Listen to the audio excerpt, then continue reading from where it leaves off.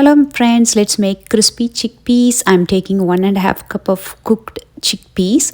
You can use canned ones too. Drain the water and completely dry, and add 1 tablespoon of oil. Mix evenly and spread it on the air fryer basket and set the temperature 350 Fahrenheit for 10 minutes.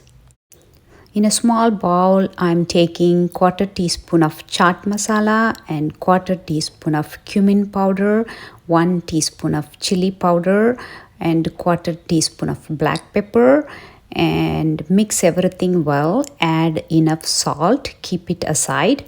Now the 10 minutes over, I'm going to shake the chickpea and put it back again for 5 more minutes. After 5 more minutes, it turns crispy. I'm going to change it into a bowl and add the masala we prepared. Mix everything well. Let it cool. Your yummy, crispy, spicy chickpea is ready. Thank you for watching.